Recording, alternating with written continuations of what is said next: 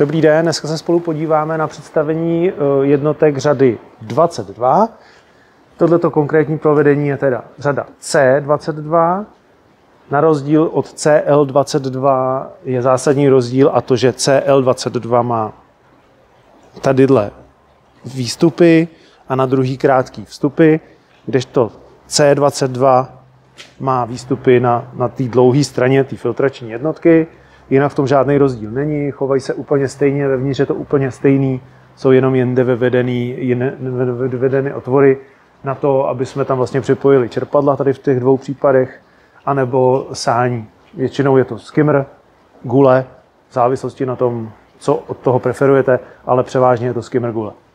Tadyhle vidíme připojení na odpad, na vlastně, když nám separuje vlastně všechny nečistoty nad 70 mikronů, tato filtrace odseparuje, vypustí je vlastně touhle trubkou do kanalizace nebo do nějakého drenu. Co nám určuje 22, nebo co nám naznačuje slovíčko 22, je to, že touhletou filtrací je maximální kapacita je 22 kubíků za hodinu a je to průtok teda tou filtrací. Takže tahle filtrace, pokud na ní zapojíte 25 kubíkový čerpadlo, tak se tam určitě dostaneme s nějakýma ztrátama v potrubí na ten přesný výkon, který tam od toho vlastně máme mít.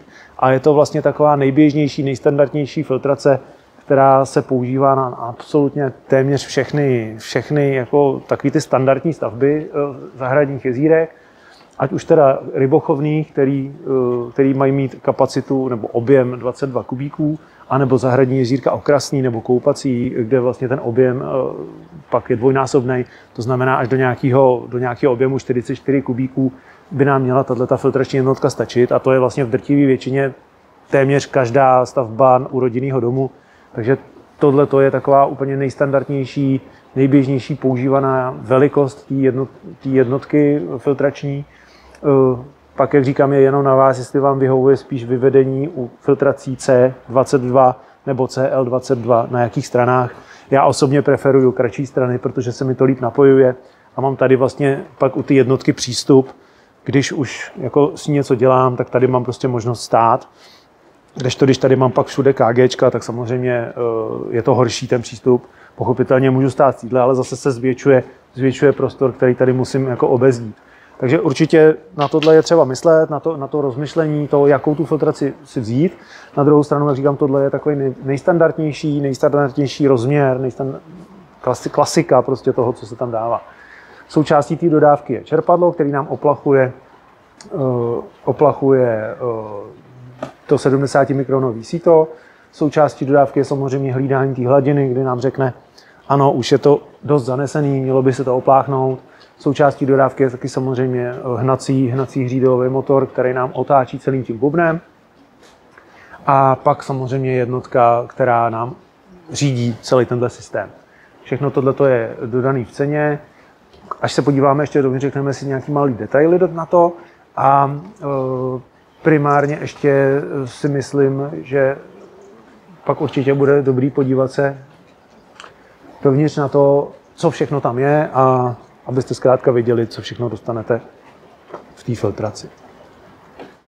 Teď už se podíváme na vlastně vnitřek té nádoby, vezmeme to takhle po pořádku. Tadyhle vidíme připojení k ovládací jednotce, která je součástí dodávky, která nám vlastně pustí do tohoto spínače, který nám vlastně hlídá hladinu a říká nám, že už je ucpaný tohleto síto, nebo tam ta buben, a vlastně pomocí těch trysek se pak pomocí čerpadla, který je taky součástí dodávky, tam se koukneme později, vlastně ostříká vršek tohoto pláště, všechno nám to steče dovnitř do tohoto žlabu a tudy nám to vlastně proteče sem do kanalizace. Takže takhle vlastně funguje bubnová filtrace. Je to hodně automatizovaný ten proces a je to vlastně asi to nejlepší, co si tam do toho jezírka vlastně můžete aktuálně dát. Je to vlastně velmi, velmi dobrý, prakticky samoobslužný systém, nebo hodně ušetřuje práci v rámci toho jezírka, v rámci nějakých častých čištění, nějakých filtračních zón nebo nějakých filtračních médií, které vlastně standardně v těch jezírcích jsou. Když ta voda nám proteče přes ten buben, tak se nám vlastně protejká spodkem, takže dostáváme se do druhé komory k vzduchovému válci, to je tamhle ten kotouč dole, který nám vlastně sítí MBBR média v této části v té filtrační části a vlastně probublává nám aby se nám ty média pohybovaly, aby fungovaly tak, jak mají, tak nám ty MBBR probublává a dostává vlastně kyslík k těm bakteriím, které jsou namnožený na těch samotných médiích. Tamhle do té díry se dává čerpadlo, které nám vlastně pomocí tady toho šroubení přivádí vodu na základě pokynů té řídící jednotky a oplachuje nám vlastně pomocí těch trysek ten filtrační buben. Takže, jak jsem říkal, všechno pod 70 mikronů, nebo všechno nad 70 mikronů, tak nám odfiltruje mechanicky ta filtrace a ty jemné organické zbytky nám právě odstraňují ty MBBR média na základě odběru těch bakterií, které tam na tom žijou. Ven vlastně vychází už voda vlastně z těch otvorů, těch levých dvou a umožňuje nám zapojit teda 2 čerpadla, pokud máme nějaké požadavky na něco, vodu rozvést i nám standardně, jak říkám, se dá připojit nějakých 25 kubíkový čerpadlo, dá se připojit jedno a roztočíte s tím vlastně v tom jezírku tu vodu velmi dobře, efektivně. Jak říkám, pokud teda má buď 20 kubíků to jezero, nebo 40. Tak, když se podíváme ještě dozadu, tak filtrace má tady vstup pro vzduch, to je tato ten otvor. A zezadu ještě, jestli to bude vidět, je připojení na hřídel toho motoru, který je taky součástí dodávky. A ta hřídel toho motoru otáčí tím bubnem a vlastně umožňuje oplach toho filtru.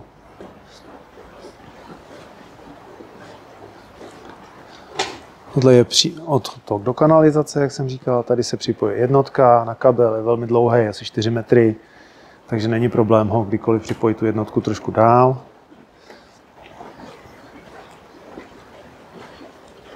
Maximální hladina na té jednotce je 12 cm pod vrch toho a je to vlastně zhruba tady, je to nátok toho, je to nátok do té samotné přepážky.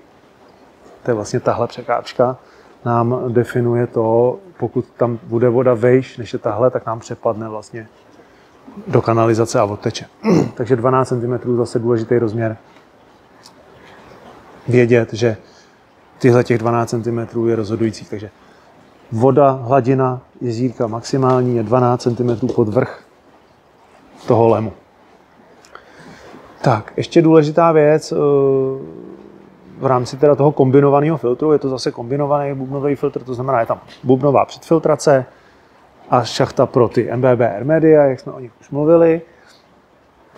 A pochopitelně, pokud tu filtrační jednotku koupíte přes nás, tak máte samozřejmě nárok na kompletní videonávod, kompletního připojení té jednotky, abyste vlastně nic nezanedbali. Jsme schopni dodat i veškeré připojovací armatury na to a máme celkem dost zkušeností o tom, takže určitě není problém poradit, jak s tou jednotkou vlastně naložit po tom samotném nákupu.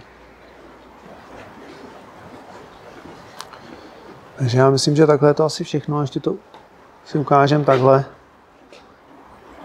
jak to vlastně vypadá. Tahle komora ještě slouží pro připojení UV lamp.